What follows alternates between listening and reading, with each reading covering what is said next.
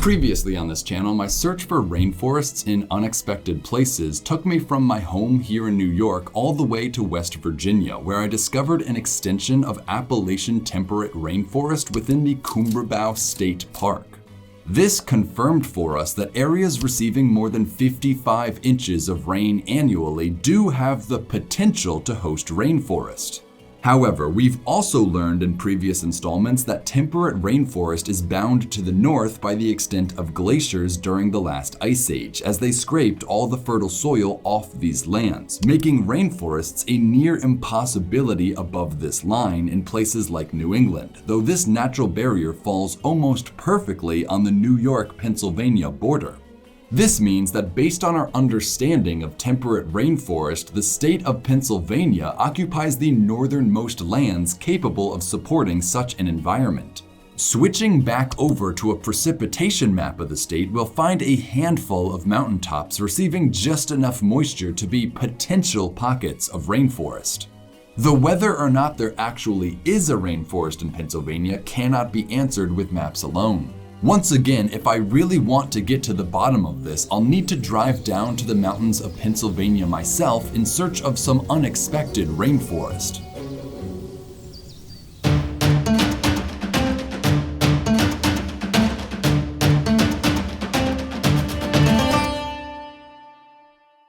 Okay, I know most of you already know what I'll be searching for and why, as this is something I've explained in every previous installment of this series as well, but for the sake of any newcomers out there, here in the eastern United States, most forests are structured with tall trees forming a canopy, while ferns and other plants dot the forest floor. This is what you find across New York, as well as in Pennsylvania, and pretty much everywhere. But if you add even more rain into the mix, the forest will be able to support even more vegetation, and eventually a secondary canopy of shade-tolerant plants will develop. This understory produces spatial complexity and provides additional resources to the ecosystem, creating more niches for both plants and animals to inhabit. And if you ask me, that's what matters most when qualifying something as a rainforest, whether or not the rainfall actually affects the ecological structure of the forest. Fortunately, here in North America, understories are fairly easy to identify, as only one kind of plant tends to occupy this role, rhododendrons. This is what we observed in both North Carolina and West Virginia, so that's what I'll be looking for in Pennsylvania as well, a rhododendron understory. Most of the year, these are only identifiable by their large lobed leaves, but I tried my hardest to plan this trip for when the rhodies would be in bloom, so hopefully we get to see some of their ginormous pink flowers as well. On top of that, I'm also gonna try finding some salamanders, though I'm not going to explain exactly why, as I already made an entire video on that earlier this year. So I'll just tell you that this area has by far the greatest diversity of salamanders anywhere on the planet, and as such, they offer a great insight into the richness of the animal life here. And that's it, that's all I'll be searching for, rhodies and sallies. If I find them both in abundance in Pennsylvania, I'll be confident I'm standing in another Appalachian rainforest. But alright, now that we know what we're searching for, all that's left to figure out is where exactly to search. Taking a closer look at the state's precipitation, we'll see there are a few areas of interest here. Toward the south, the same Allegheny Mountains I explored in West Virginia extend into Pennsylvania, catching some moisture. To the north, across the Allegheny Plateau, there's one small hill crest that catches substantial rains as well. Though by far the wettest part of the state can be found up here in its northeastern corner. This corresponds with the Pocono Mountains, which again makes sense, as changes in elevation are what cause the orographic effect in the first place. Fortunately, there are a number of state parks in this area to explore, such as the Promised Land State Park, the Tobyhanna State Park, and Hickory Run State Park. Though coming from upstate New York, Hickory Run was the closest one to me, so that's where I decided to visit.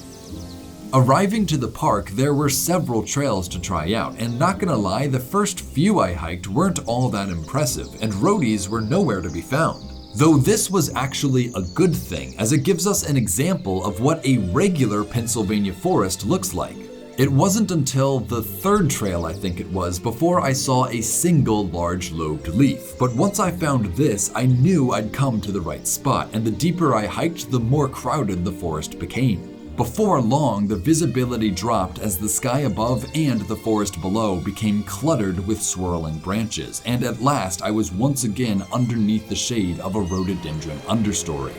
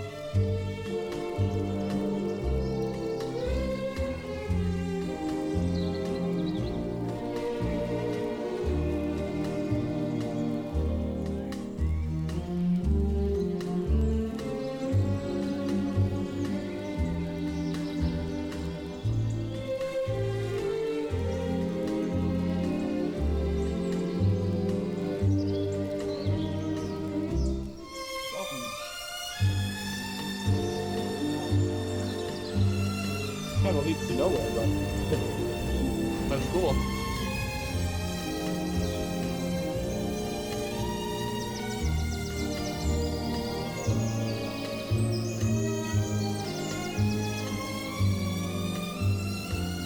All right, here I am in Pennsylvania. This is part of the Hickory Run State Park. And as you can see, look around me.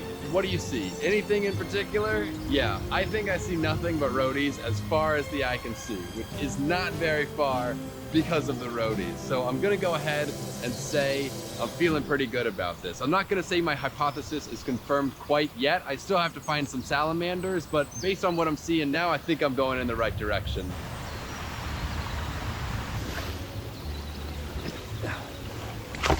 All right, guys, I just found something that I know you all will appreciate. Check this guy out. What we have here, can you see him? That is a red spotted newt, or a red F, actually. But look at him. We are familiar with these guys, right? You guys all know them by now. These are the only salamanders you'll find just walking the forest floor. Every other one I have to pick up rocks to find. This guy, he's just out in the open. I love these guys. After only about an hour of flipping rocks, I found a total of 5 different salamander species, which is a few less than what I found in West Virginia, but to be honest, I also spent much less time looking for them here, so that doesn't really say much. The species I found include eastern redbacks, duskies, what I think are ravine salamanders, and some red-spotted newts, all fairly regular members of this community. The only salamander I felt was any type of rare was the slimy salamander I found, as these are a size up from those other species. While this still wasn't very impressive, I'll remind you that if these guys ever dried out, they'd die, so their presence here is a clear indicator that this is a very, very consistently moist place, and by now I think I've seen everything I need to make a judgment call. Trust me, I could spend the rest of my days flipping over every rock in Pennsylvania, but after only a day of hiking and exploring this area, I felt like I'd already proven my point. I mean, feel free to judge for yourself what exactly you consider this uniquely rich forest to be, but if you really want to hear my opinion, then yes, this looks and feels exactly like every other sample of Appalachian rainforest I've ever set foot in, and I consider my hypothesis confirmed. There is an unexpected rainforest here in the Poconos of Pennsylvania, likely representing the northernmost extension of this environment on this side of the continent. So is that it then? I traveled all the way out to PA just to see some rhododendrons, and now that we've done that, are we finished here? Well, if all you wanted to know was whether or not Pennsylvania hosted a temperate rainforest, then sure, I guess we're done. But to be entirely honest with you all, being from just across state lines, I've actually been to this area before, and I already knew all this was here before even coming. The only reason I actually made the trip down to PA was to confirm for you all what I'm talking about, so that you'll believe me when I say temperate rainforest can extend this far north. And now that we know this, once again I'd like to use what we've learned to push things one step further. If you'll remember, my original goal in starting this series was not to find a rainforest in Pennsylvania, but rather to find one here in my home state of New York. Which I know sounds pretty arbitrary, but now that we understand the natural history and forest ecology of the area better, I hope you can finally appreciate the true challenge behind this goal. As by this point, finding a rainforest in New York would actually contradict everything we've learned so far. But hear me out. If we look back to the Poconos, we can see that although most of this range falls within Pennsylvania, at least the very northernmost end of these mountains spills over into a small, overlooked corner of New York. And now that we're aware of the Pocono rainforest, I can't help but wonder if any rhododendron groves happen to fall on the other side of state lines. Of course, I know what you're thinking. Well, that's across the glacial boundary, so according to my own words, this area should not be capable of hosting such lush vegetation. But alright, I think you're all mature enough now for me to introduce some nuance into this point. First off, glaciers don't just sit in one place, they move, advancing and retreating with the seasons every year, every decade, every century. So this boundary isn't exactly a well-defined line, but rather is more like a general area glaciers rarely reached beyond. This gives us some leeway right along the edges of the glacial maximum. Second, the lands directly surrounding the terminal moraine is also where all the material picked up by the glaciers ended up getting deposited, so the areas right along this boundary could actually have way more soil than expected. Altogether, this leads me to believe that even though the New York portion of the Poconos did occasionally fall beneath glaciers, that might not be as damning as I've led us all to believe, at least along the very edge of glaciation. And so I think it might still be possible for roadies to have established themselves through these mountains into New York State. Though where exactly this might have taken place is what I need to figure out next. Fortunately, this corner of the state isn't very big, and there's really only one public park to explore here, the Neversink River Unique Area. Based on this name alone, this place sounds promising, so let's go. Well, hang on, before we go, I just need to up the stakes of this mission a little. You may have noticed none of the footage from Pennsylvania featured any flowering roadies, and that's because I guess I didn't time that trip well enough and arrived weeks before they were ready to bloom. But thanks to the magic of editing, it's been a full month since then, and I'm hoping, praying that if I do find any roadies here, that some will be flowering. I know I could just go back some other time, but something feels inauthentic about that. Plus, if I do find roadies here in New York, that'll pretty much be mission accomplished on this series. So in a way, this is my last chance to catch these in bloom for you all. And now that we know just how high the stakes are, I think we're finally ready for the 2-hour drive to the Neversink River, where we'll hopefully find out once and for all if New York is home to an unexpected rainforest. Okay, so I'll be honest, arriving at the trailhead for the Neversink River, things looked pretty bleak. Sure, there were trees, but the ground was almost completely bare, and I couldn't help but feel like I was in pretty much every other forest in the state. Okay, so far, we're just in a regular forest. There is no reason to believe there is anything unique about this area so far. As you can see, no rhododendron, no understory. Nothing but regular upstate New York wilderness so far. But let's keep going. Let's get all the way to the end. I think we'll find something cool there. Let's see. The deeper I trekked, the more the forest floor crept up around me, and eventually I spotted a single roadie cowering behind a tree stump. Oh man, do you guys see it? Do you guys see it? Look right there. Oh, right there, you can barely see it. Come on, hang on, I'll come around. Oh wow, yeah, look at this. There we go. That is a New York native rhododendron right here. Let me walk around it. Whoa, yeah.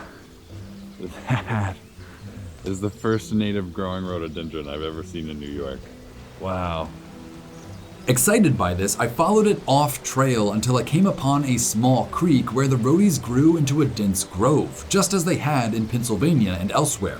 This was certainly a promising start, but to be honest, by this point all I could really think about was finding some flowers, so I continued wandering through this patch of rhodies, seeing nothing but plume after plume of green leaves until eventually I spotted a small flourish of pink. Even if it hadn't quite bloomed yet, this blossom had started to fill with color and appeared only a day or two away from opening fully. In fact, a single flower had already burst out, giving us a peek into the majesty of rhodobuds.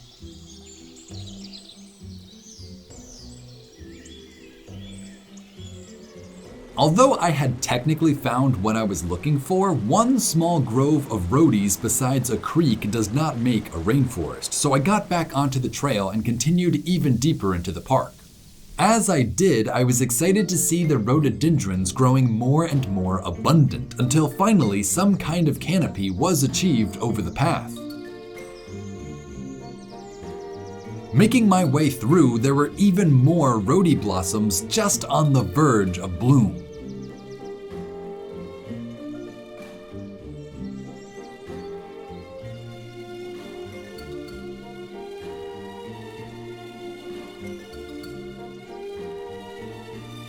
At this point, I was feeling good about what I was seeing, and I was almost ready to call it, but I still really wanted to see full flowers, so I kept exploring until I reached the Neversink River.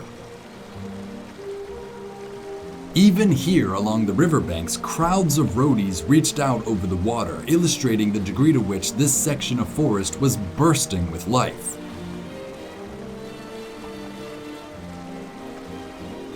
Now, okay, based on the footage so far, you might already be writing a comment congratulating me on finally finding a rainforest without leaving my home state. But is that really true? Is what I have found really a sample of temperate rainforest? Well, for starters, it's tough to say the rhodies here form a truly continuous secondary canopy, as they mostly occur as scattered groves. The only place where rhododendrons do form a solid understory was directly along the banks of the Neversink River. And this makes sense, right? After all, it's called the Neversink River Unique Area, so it's no surprise that it's the river providing the additional moisture that allows the rhodies to grow here. I mean, looking back to a precipitation map of New York, we can see this area receives nowhere near the required 55 inches of annual rainfall for temperate rainforest, so the local rainfall alone is simply not enough to support such luscious vegetation. Instead, it's the river providing the water here. That means what I'm standing in is not a rainforest, but a riparian forest, or in English, a river forest. While this distinction might again feel arbitrary or kinda dumb, I think it's an important one to make. Because if you'll remember my conclusion to the previous Rainforest in New York video, forest richness isn't necessarily about rainfall, but rather water availability, which rainfall plays a part in, but isn't the only factor. Another variable I apparently left out of this equation, however, was water added back into the system by sources of runoff. Like this, we can see how what this area lacks in rainwater, it makes up for in river water, raising water availability high enough to sustain brief pockets of rhododendrons. So sadly, no, this is not a rainforest, but rather it's a river forest. That being said, I will note that even if the source of water is different, the ecological effect of the water is virtually the same, creating an environment pretty much identical to Appalachian temperate rainforest.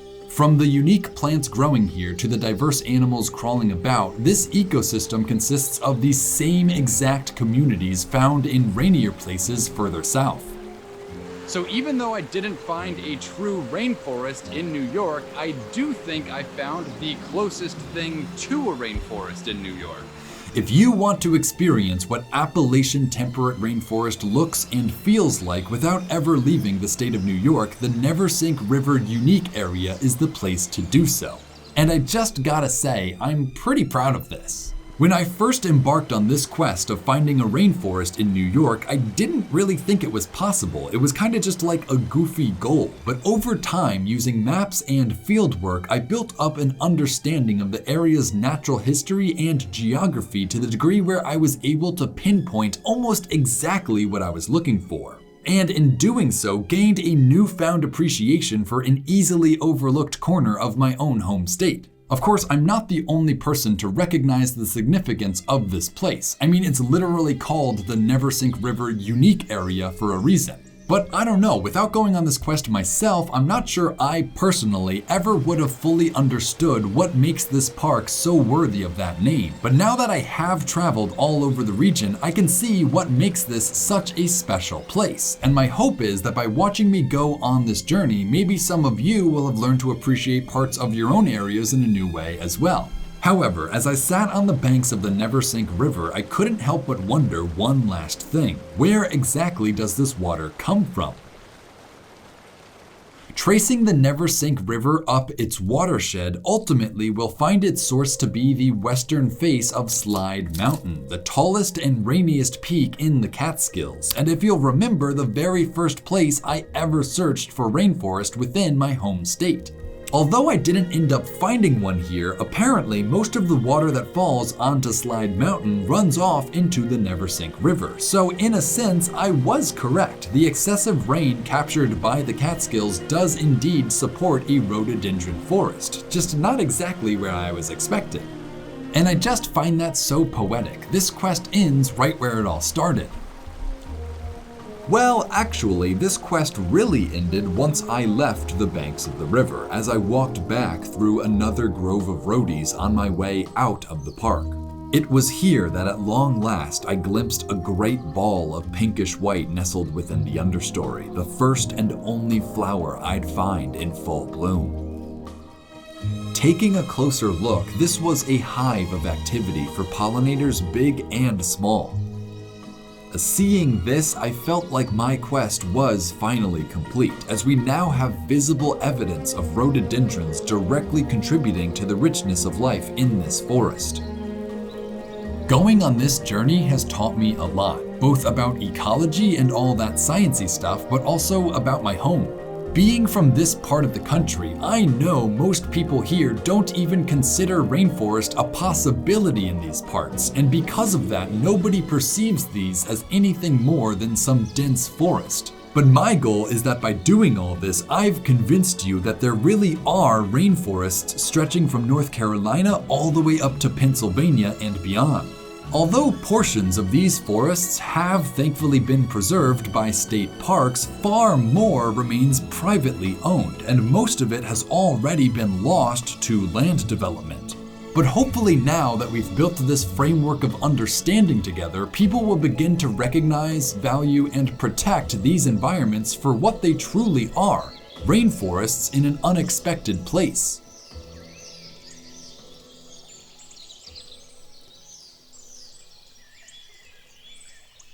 Hey everyone, before you leave, I'd like to remind you all one more time about the new channel I just recently launched, Archive Dive, where we sit down and watch in full many of the programs that these old clips come from. In preparation for this video, I watched this one about the structure of tropical rainforest that you can watch right now over on the second channel. If you enjoy learning with me, you'll definitely have a good time watching these, so check them out, there's a link in the description. I've also got some of these maps and posters for sale up on my store. There's a link in the description for that as well if you're interested. Besides that, thank you all for watching, and I'll see you all again very soon. While only God can make a tree, ingenious man has invented the axe, the saw, and now the bulldozer. He makes concrete and steel, and creates housing developments, apartments, office buildings, highways. In the process, man changes the face of the earth. With great speed, he builds artificial surroundings, and so destroys his natural environment.